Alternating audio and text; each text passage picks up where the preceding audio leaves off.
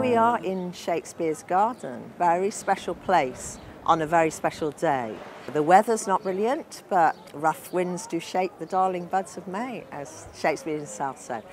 And it's very special to be here, not just because this is his parents' garden, this is the place where he was born, but because this is his town. And it is also the town where I had the idea for writing this book, The Fool's Girl. I'm sure Shakespeare would have been astonished to have hundreds of people trooping past, going into his house, going into this house, going to the other houses in Stratford where he lived and where his wife lived, and going to the theatre to see his plays here 400 years after his death. But Shakespeare belonged to Stratford, and Stratford is a working town. It's not just a tourist town, it's a working town.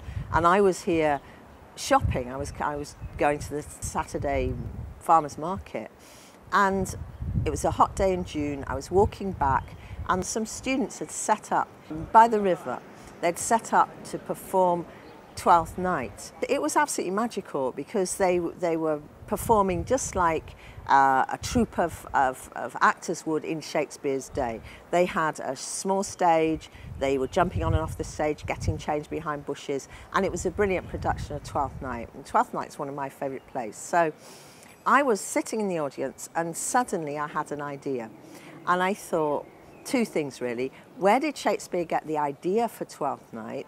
And the second thought was, what happened next? What happens after the end of the play?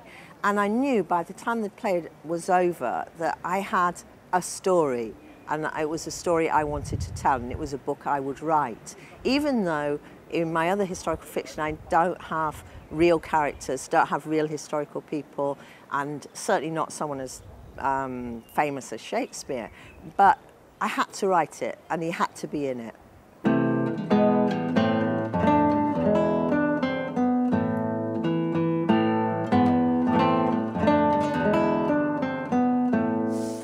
My name is Feste.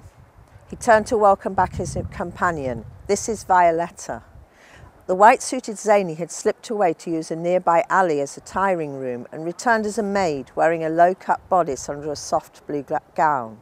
She shook out her dark hair as she came towards them. She wore it loose with no covering cap. Around her neck hung a pendant charm of branching silver sprigs and strands of coral as delicate as a baby's fingers. My compliments to you both, Will replied. You please the crowd, but performing is hard work. You must be hungry, thirsty. Would you accompany me to the Anchor? It's close by here. We could share a jug of wine and take some supper. It would be my treat. Violetta nodded and the clown shouldered the box. The take had been good, but an offer of food and wine brought up by another was not to be passed up. Will turned to look to make sure that they were following after him and led the way to the inn by the river. They were strangers, that much was clear, but more than that, there was a strangeness about them. A fool who was no man's fool, and his boy who was really a girl. He felt the old pricking sensation run through him. He sensed a story here, and he was seldom wrong.